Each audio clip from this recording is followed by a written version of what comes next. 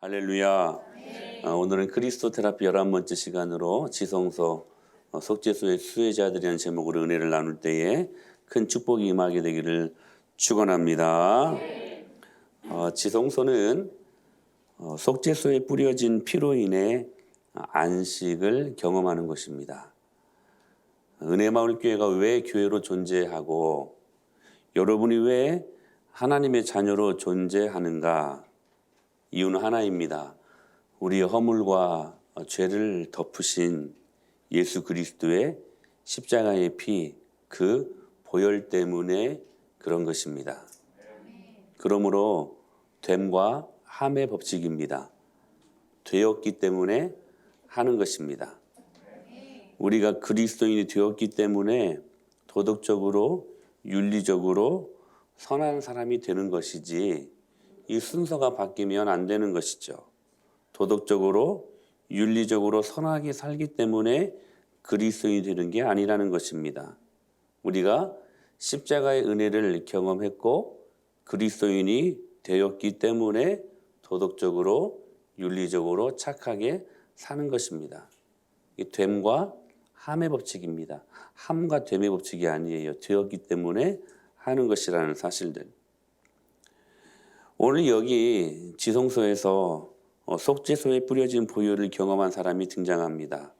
가장 근거리에서, 가장 가까운 거리에서 예수님과 함께 십자가에 못 박혔던 한쪽 편에 있었던 한 강도였습니다. 속죄소에 뿌려진 그 십자가 보혈을 가장 가까운 거리에서 경험했던, 우리가 알기로는 강도지만, 그리고 지금 십자가에 처형당하는 그러한 강도였지만, 그러나 영적으로 보면 가장 가까운 자리에서 가장 가깝게 하나님의 은혜를 밀접하게 누렸던 한 강도였음을 우리는 보게 되는 것입니다. 오늘 이 본문을 보면서 어떠한 은혜가 있었는가 한번 우리가 살펴보기를 원하는데, 오늘 본문은 이렇게 시작합니다. 누가복음 23장 43절에 시작. 예수께서 이르시되 내가 진실로 내게 이르노니 오늘 내가 나와 함께. 자 보세요. 이 말씀을 이해하기 위해 특별히 본문의 배경을 우리가 살펴봐야 되는데 32절로 33절에 보게 되면 이런 말씀이 있습니다. 시작.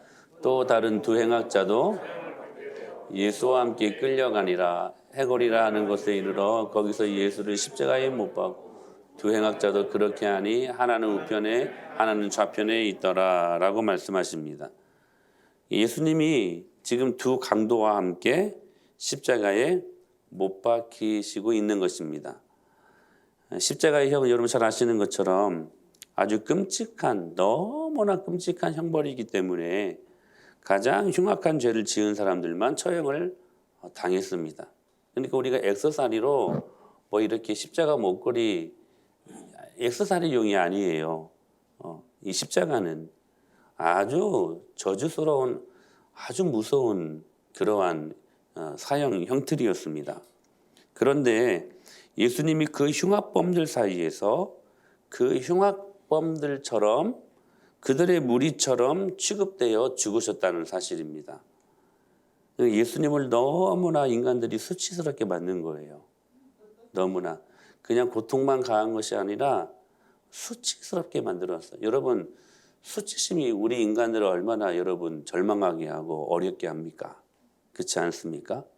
근데 우리 예수님은 당신이 만드신 모든 피조물들에 의해서 그야말로 수치심을 당하시면서 십자가에 못 박혀 돌아가신 것입니다. 그런데 마태복음에서 이 사건을 똑같이 기술하면서 두 강도의 모습을 묘사하는데 처음에는 이 두 강도가 똑같이 예수님을 욕했습니다. 그런데 두 강도 중에 하나가 십자가에 매달려 있는 동안에 심경의 변화가 일어난 것입니다. 똑같이 욕했어요. 똑같이 예수님 안 믿는 사람이었습니다. 그런데 우리는 우편강도로 생각을 하는, 성경에는 뭐 우편강도라는 그 언급은 없어요. 하여튼 우리 항상 오른쪽을 더 좋아하니까 우편강도라고 이야기를 하는데 한쪽 편에 있었던 그 강도는 똑같이 욕했지만 갑자기 십자가에 매달려 있는 그 시간들 동안 갑자기 심경에 변화가 일어난 것입니다. 그리고 예수님을 그 순간에 믿게 되었고 오늘 누가복음에서는 이렇게 기록하고 있습니다. 시작.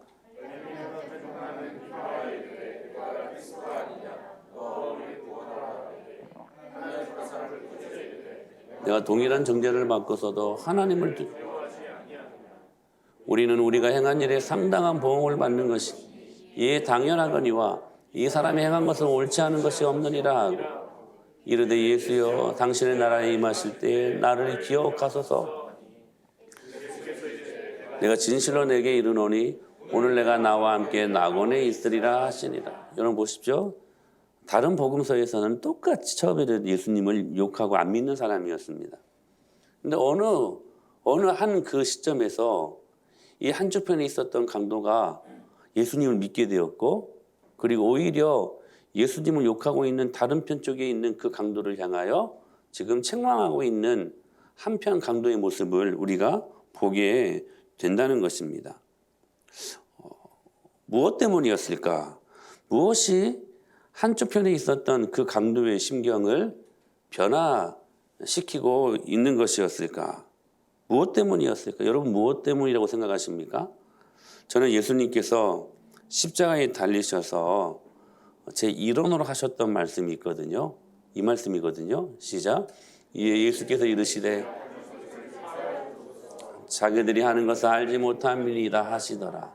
그들이 그의 옷을 나눠 제비 뽑고 그 처참하게 돌아가시는 그 상황 속에서도 지금 자신을 죽이고 있는 그 사람들을 향하여 하나님께서 용서를 선포하고 계셨던 그 모습을 다른 한쪽 편에 있었던 강도가 보게 된 것입니다. 어떻게 이 일이 가능하지? 어떻게 자신에게 수치심을 주고 부끄러움을 주고 욕하고 때리고 조롱하고 힐난하고 옷을 다 벗겼습니다. 하나님이 실오라기 하나도 안 입고 완전히 밝아진 채 그 많은 사람들 앞에 조롱거리가 되어진 그 상황 속에서도 어떻게 자신을 지금 죽이고 있는 자신에게 저렇게 수치심을 가져다주는 저 사람들을 향하여 아버지 저들을 사하여 주옵소서. 자기들이 하는 것을 알지 못하기 때문입니다. 그들을 향하여 용서와 사랑을 선포할 수 있었을까? 그러니까 이 강도가 생각할 때에는 이것이 경험해 보지 못한 가치관이었어요. 세상은 이에는 이, 눈에는 눈. 오른밤을 때리면 왼밤도 때려야 되고 왼밤 한 대 정도입니까? 이게 세상의 가치관인데 하나님을 믿는 하나님의 그 자녀들이 갖고 있는 가치관은 그게 아니라는 거예요. 오히려 한편 뺨을 맞으면 다른 쪽 뺨을 내어주고 우리 주님이 실제로 그러한 삶을 사시지 않았습니까? 그러니까 생각한 거예요. 세상에서 또 이 사람은 강도였잖아요. 단 한순간도 이러한 가치관을 경험을 못한 거예요. 근데 그 처절한 십자가의 죽음의 상황 속에서도 오히려 그 사람들이 하는 일들을 아버지 모르기 때문에 하는 것 아닙니까? 저들을 용서하여 주시옵소서. 사랑과 용서의 메시지를 선포할 수 있었던 그 예수 그리스도의 모습을 보니 이 한쪽 편에 있었던 강도가 마음의 심경의 변화가 일어난 것입니다. 아, 그 예수님은 정말 하나님이시구나. 사랑하는 여러분, 한 사람이 변화되는 것은 바른 진리와 함께 또한 용서와 사랑이 들어갈 때 이루어지는 것입니다. 바른 진리와 그리고 예수 그리스도의 사랑과 용서가 진정으로 들어갈 때에 그때 여러분 사람이 변화되는 것임을 우리들에게 말씀하고 있는 것입니다. 예수님 믿으면 변화됩니다. 반드시 변화됩니다. 안 변할 수가 없어요. 왜냐하면 우리를 용서하시고 사랑하신 그 예수님이 우리 안에 들어왔는데 우리 안에 실제적으로 들어왔는데 우리가 안 변하면 그건 약간 이상하죠. 우리가 안 변할 수가 없는 거예요. 예수님을 믿으면 첫 번째는 어떤 변화가 일어나냐면 생각하는 가치관이 변해요. 여러분 바라보는 세계관이, 인생관이 변해요. 변하게 되어 있어요. 변하게 되어 있어요. 그 용서와 예수 그리스도의 그 깊은 사랑의 말씀을 듣는 순간부터 성령님께서 그의 양심을 찌르기 시작하는 거예요. 찌르기 시작하는 거예요. 그래서 그냥 무미건조하게 대했던 관계가 사랑의 관계로 바뀌어요. 남편은 아내들의 그 예민한 감정을 이제는 다룰 줄 알고 그게 눈에 들어오는 거예요. 예수님이 우리를 그렇게 예민하게 사랑하셨잖아요. 남편은 아내를 그래서 사랑으로 보듬어 줄 수 있는 거예요. 그 사랑을 깊이 있게 경험한 아내들은 남편의 말에 순종하게 돼요. 이게 여러분 성경적인 부부관 아닙니까? 그러니까 우리 모두가 이 사랑 앞에 하나님의 영광을 경험하고 성령님께서 계속해서 두드리시는 그 음성에 귀 기울일 줄 알아야 된다는 사실이에요. 39절로 42절 말씀 같이 다시 한번 읽어볼까요? 시작.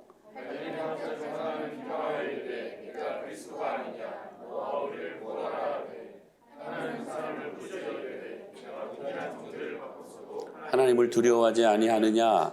우리는 우리가 행한 일에 상당한 보응을 받은 것이니 옳지 않은 것이 없느니라 하고 이르되 예수여 당신의 나라에 임하시 나를 기억하소서. 자 보세요. 빛이 비춰지면 반드시 일어나는 현상이 뭐냐면 몰랐던 어두움이 드러나게 되는 것입니다. 빛이 없을 때는 다 캄캄하니까 몰라요. 무엇이 문제인지. 맞죠? 제 말이. 칠흑 같은 어두움을 한번 생각해 보십시오. 뭐에 뭐가 있는가, 어디에 뭐가 있는가 아무것도 몰라요. 그런데 갑자기 이 전기가 들어오고 불이 딱 햇빛이 비춰지면 그 어두운 것들이 다 드러나요. 아, 여기 이것이 있었구나. 아, 저기 저것이 있었구나. 여기가 뭐가 있었네? 다 드러나요. 다 드러나요. 그러니까 지금 이 한쪽 편에 있었던 강도가 속죄소에서 뿌려지는 예수 그리스도의 보혈이라는 그 진리의 빛을 경험하고 나니까 그 하나님의 은혜로 말미암아 양심이 막 일깨워지는 거예요. 그 어두웠던 양심이 하나님의 진리의 말씀 그리고 십자가의 보혈에 속죄소에 뿌려진 그 보혈을 경험하니까 그게 막 드러나는 거예요. 그리고 깨닫게 되는 거예요. 그리고 강도는 이제 자신의 죄를 직시하게 돼요. 되레 아직도 깨닫지 못하고 있는 예수님을 욕하고 있는 다른 쪽 강도를 꾸짖는 회개한 강도의 모습을 그 십자가상에서 우리가 발견하게 된다는 사실입니다. 사랑하는 여러분, 은혜가 진짜로 임하면 자신의 죄에 대해 핑계하지 않습니다. 아멘. 그리고요, 억울해하지도 않습니다. 그런 사람들 있잖아요. 막 억울한 사람들 있잖아요.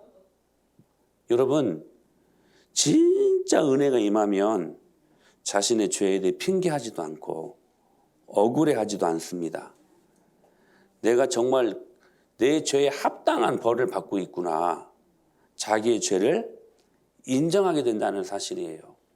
그러니까 한쪽 편에 있었던 강도가 그 속죄소에 뿌려진 십자가의 그 진짜 피를 경험하고 나니까 자신의 죄인됨이 완전히 그냥 이렇게 드러나 버린 거예요. 그리고 자신의 죄, 자신이 얼마나 쓸모없고 강도짓을 했더니 얼마나 나쁜 놈입니까? 사람도 죽였을 것입니다. 그러니까 지금 십자가 처형을 받고 있는 것이죠. 그러니까 아직까지도 다른 쪽 한쪽 편에 있었던 사람은 그 죄를 깨닫지 못한 거예요. 자기가 뭘 잘못한지 몰랐어요. 근데 주님의 은혜를 경험을 하니까 그 속죄소에서 뿌려진 십자가의 은혜를 경험하니까 다른 한쪽 편에 있었던 이 은혜 받은 강도는요, 자신의 죄인됨을 그 순간에 처절하게 느낀 거예요. 처절하게 깨달은 거예요. 사랑하는 여러분, 은혜가 없으면 계속 핑계댑니다. 내 조상들 때문에, 내가 내 부모님을 잘못 만나가지고, 내가 내 아내, 내 남편을 잘못 만나가지고 계속 핑계대요. 직장에서도 내가 좋은 상사를 만났으면 나는 왜 이렇게 동료의 복이 없는가? 계속해서 책임 전가한다라는 사실입니다. 여러분, 그러나 은혜가 임하면 예수님의 보배로움을 깨닫게 되지요. 그래서 여러분, 은혜가 좋은 것입니다. 그래서 모든 것들이 나 때문이다. 그러니까 여러분, 거기에 답이 생기는 거 아니겠습니까? 거기에 여러분, 인생의 모든 해결책이 거기에 있는 건 아니겠습니까? 사랑하는 여러분, 은혜 받으십시오. 은혜 받아야 돼요. 여러분, 주일이 되면 아침에 눈을 뜨지요. 그때 여러분들은 어떤 마음을 갖고 눈을 뜨십니까? 아이고, 또 주일이네. 또 교회 가야 됐네. 하루 종일 어떻게 있는다냐? 그렇게 반응하십니까? 아니면 오, 주일이요. 기다리고 또 기다렸더니 주일이 다가오고 오늘 교회 가서 은혜 받아야지. 여러분, 그런 마음을 갖고 예배에 나오신 적 있으십니까? 아니, 오늘 그 예배로 여러분 지금 드리고 있는 여러분들이십니까? 그냥 묻고 싶은 거예요. 제가 언젠가 그랬잖아요. 우리가 죽으면요, 이 땅에서는 슬피 울리며 장례식이 일어나지만 실제로 그런 일들이 일어나요. 예수님 믿고 딱 죽잖아요. 그러면 바로 천국에서요, 어린 양의 혼인잔치가 일어나요. 이 땅에서는 장례식인데 죽은 사람은 올라가서요, 죽지 않아요. 영원한 세계에 들어가서 거기에서 혼인잔치가 일어나요. 근데 그 혼인잔치를 이 땅에서 경험하게 할 수 있는 에피타이저, 그게 뭐냐면 주일 예배예요. 여러분들이 여러분 결혼식장 들어가실 때, 여러분 신랑 신부 입장하실 때 죽을 맛인 적 혹시 있는 사람 있으십니까? 있을 수도 있겠죠. 근데 대개는 행복해서 막 울상으로 막 하시는 분들 없잖아요. 사진 찍을 때. 행복한 여러분 그 추억들이 있지 않습니까? 예배 들어올 때 여러분 문을 확 열고 엘리베이터 내려서 우리 은혜마을 문을 확 열고 들어올 때 여러분, 아, 오늘 내가 또 결혼식 하는구나. 어떤 분들에게 힘들 수 있겠지만 오늘 이 어린 양의 혼인잔치에 내가 이 땅에서 참여하는 기쁨을 누려야 되겠다는 그 간절한 사모함이 우리 안에 있어야 된다는 사실이에요. 은혜 받으면요, 모든 게 다 용납돼요. 이게 은혜 받아야 돼요. 은혜가 충만하면 모든 것들을 다 받아들이게 돼요. 내가 이렇게 마음이 넓은 사람이 되었는가? 은혜 받을 때 그래요. 은혜 받을 때.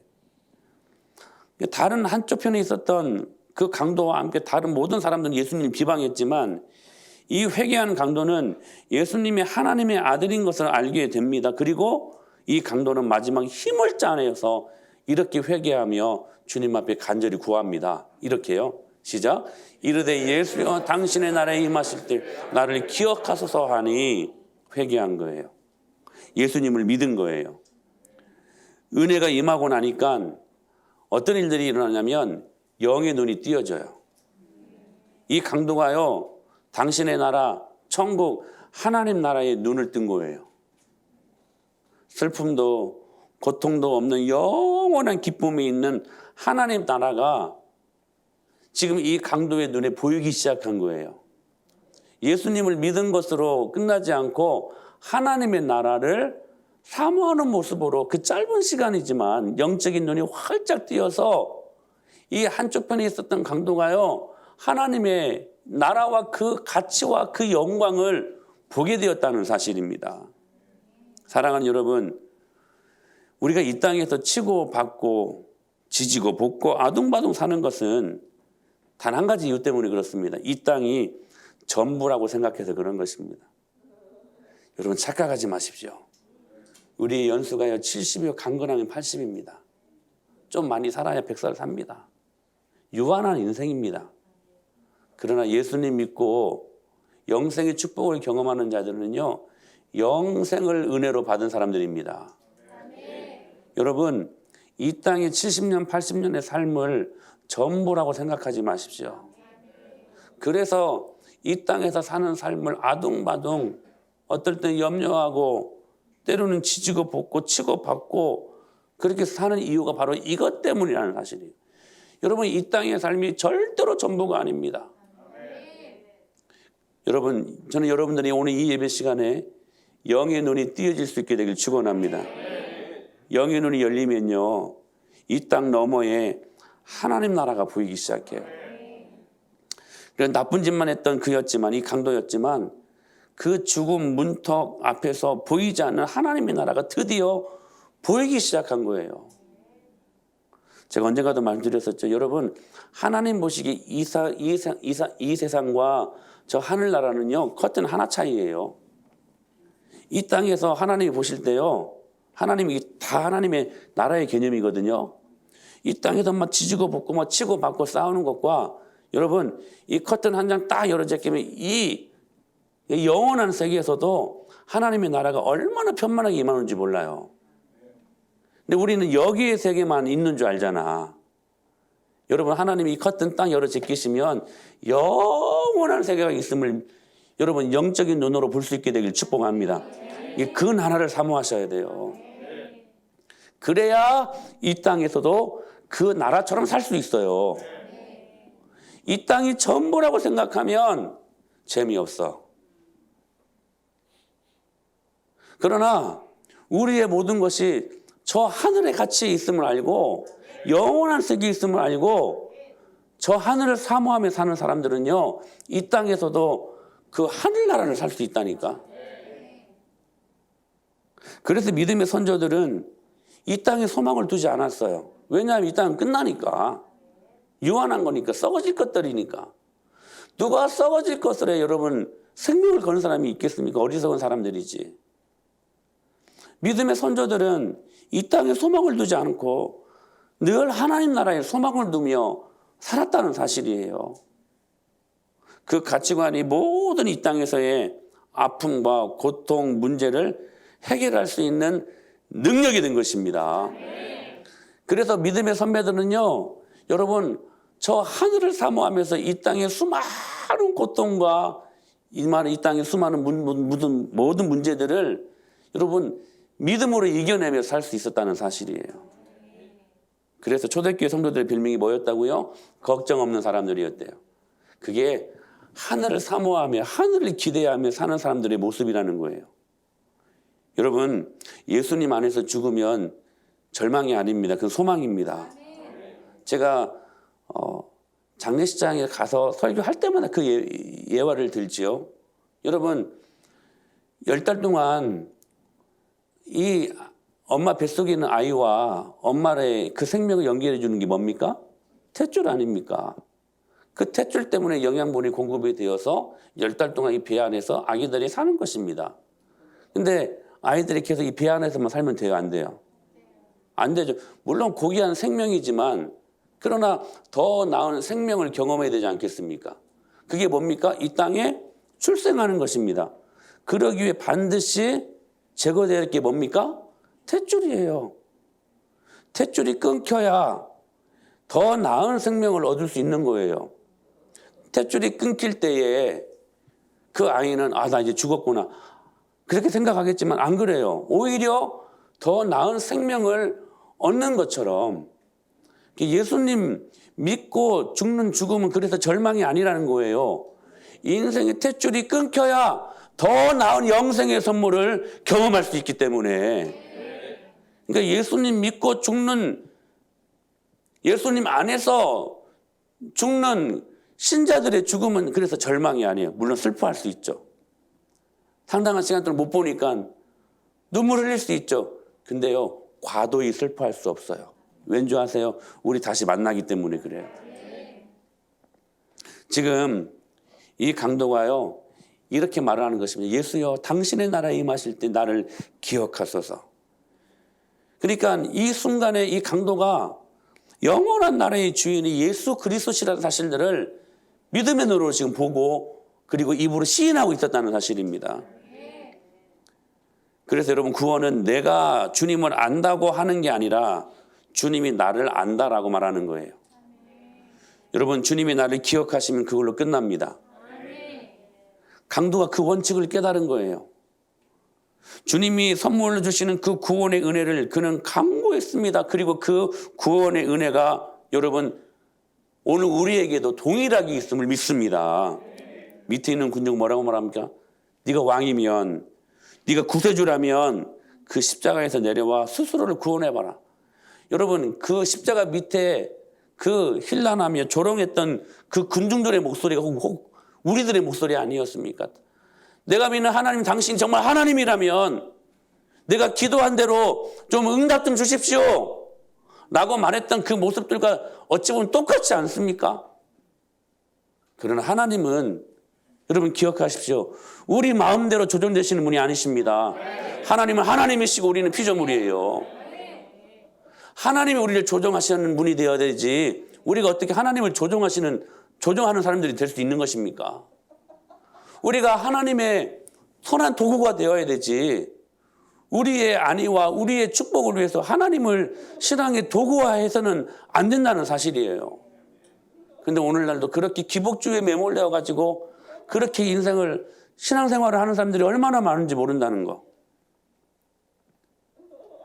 지금 밑에 있는 군중은 네가 왕이라면, 네가 구세주라면 그 십자가에서 내려와 스스로를 구원해봐라 라고 미친 듯이 소리치고 있는데, 이 강도는 자기를 기억해달라고 지금 회개하며 주님을 지금 믿는 믿음의 고백을 하고 있었다는 사실입니다.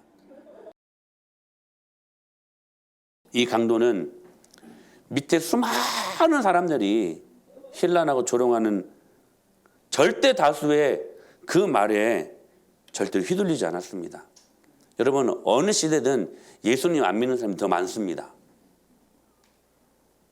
예수님 믿는 사람들보다 예수님 안 믿는 사람들이 더 많은, 그때나 지금이나 똑같아요. 그런 시대에 우리가 살고 있어요. 예수님 안 믿으면 여러분 예수님에 대해 좋게 말합니까? 안 그래요. 얼마나 교회를 욕하고, 얼마나 교회를 힐난하고, 얼마나 교회를 향하여서 나쁜 말들을 퍼붓고 있는지.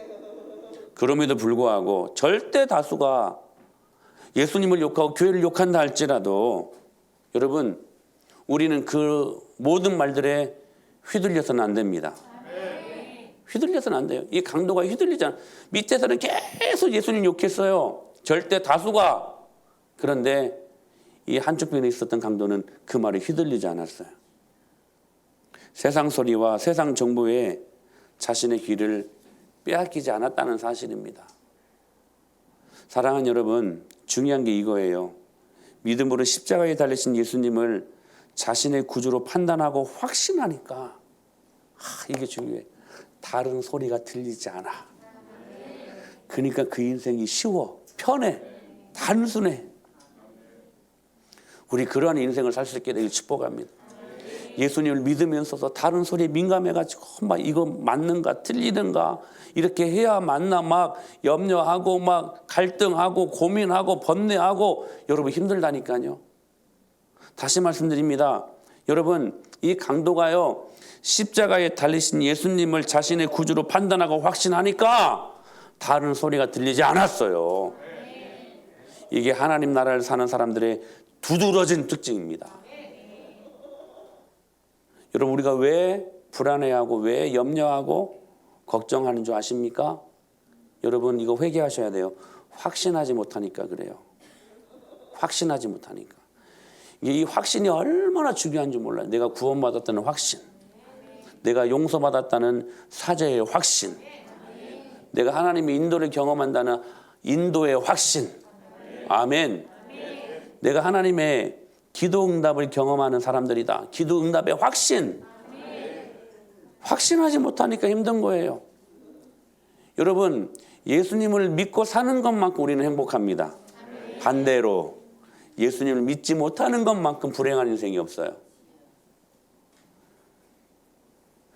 그러자 예수님이 즉시 답하십니다. 시작.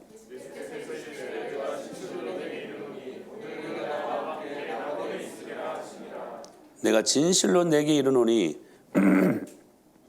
오늘 내가 나와 함께 낙원에 있으리라. 주님이 구원을 허락하신 거예요. 여러분, 십자가상의 두 강도는 제가 이 말씀을 준비하니까 전 인류 전체를 상징하는 것 같아요. 인류는 뭐 인종이나 뭐 국가로, 그리고 문화와 뭐 학벌, 재산으로 나뉘어지는 것 같은데요. 그렇게 나뉘어지지 않고 십자가상에 이 두 강도로 나뉘어진다는 사실들. 십자가에 대해 어떻게 반응하느냐에 따라서 한쪽 편 구원받은 강도가 될 수 있고, 그리고 구원받지 못한 강도가 될 수 있다는 사실입니다. 자기 죄를 지고 하나님 원망하고 죽는 비참한 존재가 되느냐, 아니면 자기 죄를 예수 그리스도께 위탁하고 그 주님의 대속의 은혜로 우리를 구원하신, 그래서 회개하고 구세주의 손을 잡고 영원한 나라로 갈 것이냐, 선택하라는 거예요. 선택하라는 거예요. 이 강도가 경험한 축복을 묵상했던 영국의 그 유명한 문학가 그리고 시인이었던 윌리엄 카우퍼는 찬송가 258장에서 이렇게 작시했습니다. 저 도적 회개하고서 보혈을 씻었네. 저 도적 같은 이 몸도 죄 씻기 원하네. 사랑하는 여러분, 저 한쪽 편에 있었던 그 강도, 여러분, 그 강도가 저와 여러분들 아니었습니까? 카우퍼는 그 도적의 모습에서 자기의 모습을 본 거예요. 우리도 그 강도 같은 죄인이었지만 죄로 말미암아 하나님의 형상을 잃어버리고 괴물처럼 바뀌어버린 흉물스러운 그런 존재가 되었지만, 예수님의 속죄소에서 뿌려진 그 십자가의 은혜 때문에 하나님 앞에 다시 회복되어지고 하나님 앞에 가장 멋진 작품으로 다시 만들어진 재창조된 하나님의 구원받은 백성인 것을 여러분 믿으시길 축복합니다. 중요한 것은 이 강도의 회개를 잘못 적용해서는 안 된다는 거예요. 나도 평생 마음껏 죄짓고 마음껏 살다가 실제로 이것이 로망인 인생들도 많아요. 죽기 직전에 회개하고 예수님 믿으면 되지. 그런데 문제는 뭔지 아십니까? 우리가 언제 죽는지를 모른다는 것입니다. 그리고 이 강도는 젊었을 때부터 예수님을 알았는데 의도적으로 무시하다가 십자가에서 마지막으로 예수님을 믿은 게 아닙니다. 그게 아니에요.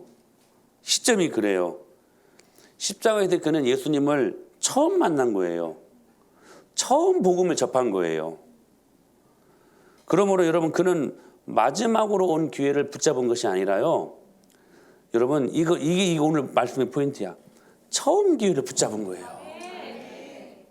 여러분, 오늘 주님께서 여러분들의 마음을 놓고 하실 때에 여러분, 그게 마지막 기회가 아니라 처음 기회인 것을 알고 미루지 말고 거절하지 말고 오늘 주님이 여러분을 초청하시는 여러분 그 초대하심 앞에 그 처음 기회 믿음으로 붙잡으라는 거예요.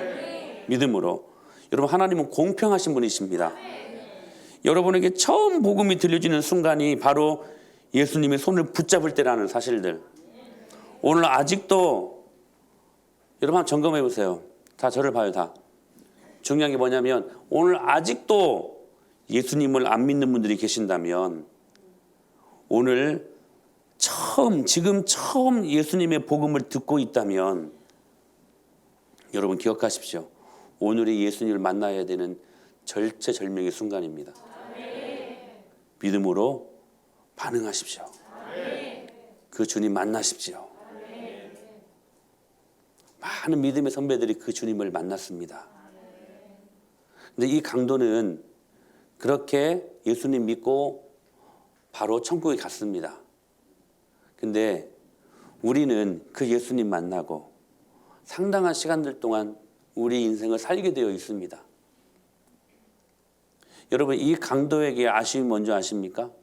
예수님 빨리 만났다면 한평생 예수님의 영광을 위하여서 얼마나 많은 선한 일들, 귀한 일들, 생명을 살리고 죽은 영혼들을 살리고 아파하고 신음하는 영혼들을 살리고, 할렐루야, 그런 열매들이 얼마나 많았겠습니까? 근데 이 강도는 물론 하나님이 허락하신 영광스러운 그 구원의 축복은 경험했지만 그러나 아쉬운 것도 하나의 열매가 없었어요. 그렇다면 저와 여러분들이 이 하나님의 구원의 축복을 경험했다면, 속죄소에 뿌려진, 그래서 허물과 죄로 우리의 모든 죽었던 것들을 그 십자가의 피로 우리를 살리신 그 은혜를 우리가 경험했다며. 그래서 여러분 제가 말씀드렸죠. 지성소를 위에서 사진을 찍어보면 뭐밖에 없어요? 피밖에 없어요. 그 피로 우리의 모든 허물과 그 피로 우리의 모든 자존심과 상처와 과거의 아픔들, 우리의 죄가요, 그 피로 다 덮여지는 거예요. 이게 얼마나 큰 은혜예요. 그 은혜를 경험했다면 우리가 어떻게 한평생 살아가야 될 것인가. 전 여러분들이 빚진 마음으로 살아가게 되기를 축복합니다. 나 같은 죄인 살리신 주 은혜 놀라워. 이 찬송시의 작시자였던 존 뉴턴은 아주 극악무도했던 여러분 노예 선장이었습니다. 그는 타락의 바닥까지 간 사람이었습니다. 그런 그가 구원의 은혜를 경험하게 돼요. 그 구원의 은혜를 경험하고 나니까 속죄소에서 피 뿌려주신 그 보혈의 은혜를 경험하고 나니까 이 존 뉴턴이 사람이 변해요. 목사님이 나중에는 되는데요. 자신의 잘못 살았던 것들을 철저하게 회개하고 오히려 그 노예들을 구원하고 그리고 그 노예들에게 복지를 가져다주는 그 일들을 하는 사람으로 완전히 변화되었습니다. 그의 불타는 헌신은 어디에서 나왔느냐? 빚진 마음에서 나왔다는 거예요. 여러분 우리가 모두 여러분 예수님의 사랑의 빚진 자들 아닙니까? 제가 전에 있던 교회 석수교회를 이제 들어가기 전에 면접 보러 가는데 목사님이 물어보시더라고요. 혹시 빚진 거 없냐고. 왜냐하면 교육자들 중에 한 분이 많은 빚 때문에 되게 이렇게 힘들었던 모양이에요. 성도들에게 덕도 안 되고. 그래서 꼭 물어보신 것, 빚은 없냐고. 제가 그랬죠. 저는 사랑의 빚 외에는 없습니다. 멋진 말 아닙니까? 하나님의 은혜를 정말로 깊이 반응하며 사는 사람들의 모습들은 빚진 자의 마음으로 사는 사람들이라는 거예요. 바울도 핍박자였습니다. 교회를 무너뜨리는 사람이었습니다. 그러나 그는 항상 은혜를 경험하고 난 다음에 낮은 자의 마음으로 일합니다. 그런데 이렇게 고백했습니다. 시작. 헬라이나 다 내가 빚진 자라. 채무자의 마음으로, 빚진 자의 마음으로. 사랑하는 여러분, 속죄소에 이 말도 안 되는 사랑을 경험했다면 우리도 빚진 자의 마음으로 살아가야 되지 않겠습니까? 말씀을 준비하면서 어떤 목사님이 칼럼을 봤는데 이런 재미있는 이야기가 있어서 잠시 말씀드립니다. 한 10살 정도 되는 어린 존, 영어식으로 말하면 존 이야기가 있는데요. 그냥 우리 리틀 존이라고 한번 해보십시다. 학교에서 이솝 우화에 나오는 개미와 배짱이 수업을 했는데 여러분 이야기 잘 아시죠? 개미는 여름 내내 열심히 일해서 먹을 것을 저축이 있습니다. 반면 배짱이는 계속 놀다가 아무 준비 없이 겨울을 맞게 되어 이렇게 힘들게 되었다는 그 이야기들. 숙제는 이거였어요. 그 후에 그들이 어떻게 되었을까? 그게 숙제였습니다. 남은 이야기를 마무리 짓는 것이 숙제였어요. 다음날 숙제를 보니까 대개 두 그룹으로 나뉘어지게 됐는데 한 그룹은 개미는 준비된 걸로 행복하게 살았고 배짱이는 굶어 죽었다. 근데 또 다른 한 그룹은 개미가 노블레스 오블리주를 잘 신청해가지고 개미가 나눠져서 배짱이도 죽지 않고 모두 행복하게 오래오래 잘 살았다. 이 이타심으로 자선 베푼 정도의 결말도 꽤 있었다고 합니다. 근데 이 리틀 존의 이야기는 사뭇 달랐어요. 뭐였냐면 개미는 1년 동안 수고하고 열매 맺은 거 다 배짱이에게 다 주고 자기는 굶어 죽었다. 이렇게 결론을 맺은 것입니다. 리틀 존의 이야기가 너무 달랐어요. 개미는 배짱이에게 다 주고 자기는 굶어 죽었다. 그리고 그 옆에 십자가가 하나 그려져 있었더랍니다. 믿지 않는 선생님이요, 이걸 도저히 이해할 수가 없었던 거예요. 어머니를 불러다가 이상한 아이라고 염려하는 상담을 했다고 합니다. 근데 어머니의 설명이 그가 십자가를 체험했다라는 것을 그 선생님에게 말씀해 준 거예요. 그러니까 뭐냐면 이 리틀 존이요, 복음을 듣고 그 어린 마음에도 빚진 자의 마음이 든 거예요. 여러분, 어린 아이에게도 그리스도의 복음이 여러분 진짜로 들어가게 되면요, 어린 아이들도 변화됩니다. 이 리틀 존이 그 어린 아이 마음속에 빚진 자의 마음이 든 거예요. 하나님이 나를 이렇게 사랑하셨는데 내가 어떻게 살아가야 될 것인가. 그래서 받은 엄청난 은혜를 다 갚을 길만 찾고 있었는데 그때 이 개미 이야기가 나오자 자신을 개미와 동일시시키고 다 죽는다는 결말을 내버린 거예요. 여러분, 말이 안 되는 결말 아닙니까? 근데 여러분 기억하십시오. 복음은 원래 말이 안 되는 것입니다. 예수님은 하나님의 본체신데 하나님과 동등됨을 거부하시고 자기를 비워 종의 형체를 가지고 사람들과 같이 되셨고 자기를 낮추시고 죽기까지 복종하셨습니다. 이게 십자가입니다. 여러분 십자가 너무나 많이 들었던 말씀이기에 그냥 지나치지 마십시오. 여러분 이건 논리적으로 여러분 말이 안 되는 것입니다. 말이 안 되는 은혜를 저와 여러분들이 받고 있습니다. 말이 안 되는 일들을 하면서 우리가 살아가고 있다는 사실이에요. 그래서 감사한 거예요. 그래서 가슴에서 뜨거움이 올라오는 거예요. 이번에 이제 교회 공사를 하면서 다시 10년 전에 사모와 저의 모습으로 돌아간 것 같은 느낌이 들어요. 타임머신 타고. 그때는 둘이만 다녔지만 사람이 없었으니까. 근데 지금은 이제 같이 다닐 수 있는 사랑스러운 우리 귀한 성도들이 있음이 너무 그게 큰 변화예요. 근데 힘들지 물론 육신적으로 힘든데 왜냐하면 그냥 업자한테 다 맡겨버리면 그냥 뭐 다 편하게 다 해주니까. 근데 우리들이 다시 발품 지금 팔고 있거든요. 근데요, 재밌어요. 힘들지 않아요. 왜 그럴까요? 마음 안에 근본적인 하나님의 은혜가 있어요. 빚진 자의 마음이 있어요. 빚진 자의 마음이.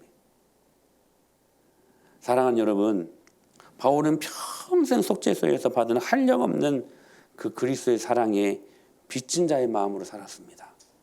그래서 그가 이렇게 고백할 수 있었던 것입니다. 시작. 그러나 내가 나된 것은 하나님의 은혜로 된 것이니 내게 주신 그 은혜가 헛되지 아니하여 내가 모든 사도보다 더 많이 수고하였으니 내가 한 것이 아니요 오직 나와 함께 하신 하나님의 할렐루야. 강도 같은 우리를 사랑하신 그 하나님의 십자가의 은혜, 속죄소에서 가장 크게 최고로 수혜를 받은 사람이 강도 같지만 아니에요. 저와 여러분들입니다. 그 은혜를 기억하면서 우리 빚진 자의 마음으로 사십시다. 할렐루야.